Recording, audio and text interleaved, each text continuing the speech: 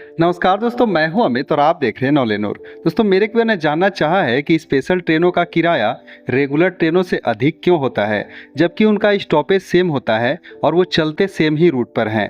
तो दोस्तों, आज के इस वीडियो में हम इसी के बारे में डिस्कस करेंगे और समझने की कोशिश करेंगे कि स्पेशल ट्रेनों का जो किराया होता है वह रेगुलर ट्रेनों से बहुत अधिक क्यों होती है। दोस्तों, स्पेशल ट्रेन जिसका रूट एक ही है, स्टेशन एक ही है, रेलवे ट्रैक्स भी एक ही हैं, फिर भी इनका किराया सामान्य ट्रेनों से महंगा है।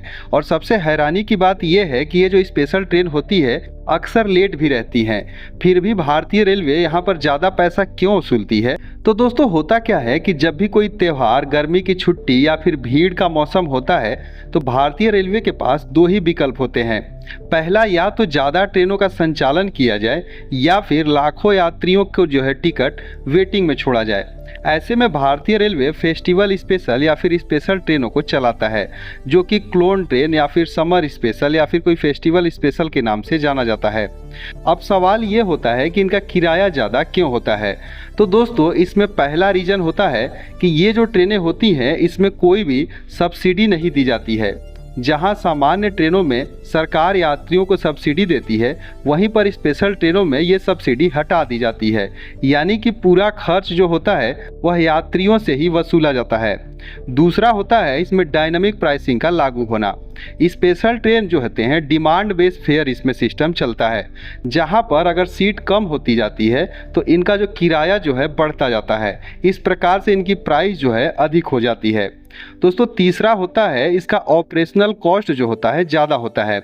ऐसा इसलिए क्योंकि ये जो ट्रेनें होती हैं वह आखिरी मिनट में चलाई जाती हैं, जिसमें अलग से स्टाफ, रेक, इंजन मेंटेनेंस और रीशेड्यूलिंग करनी पड़ती है, जिससे रेलवे का जो ऑपरेशनल कॉस्ट बढ़ जाता है। इसीलिए यहाँ पर इनका जो प्राइसिंग भी बढ़ाया जाता है। दोस्तों, चौथा होता है कि ये ट्रेनें जो हैं फुली रिजर्व होती हैं, कि इसमें जो है जनरल कोच कम ही होते हैं। ऐसे में जो है रेलवे को एक हिस्से से ज़्यादा फायदा नहीं होता है। दोस्तों, अब सभी के मन में यही सवाल आएगा कि जब इतना पैसा रेलवे यहाँ पर लोगों से ले रही है तो ये ट्रेनें लेट क्यों होती हैं। तो इसका जवाब ये है कि स्पेशल ट्रेनों को एक्स्ट्रा माना जाता है, यानी कि उसे जो है नियमित ट्रेनों के मुकाबले कम प्राथमिकता दी जाती है।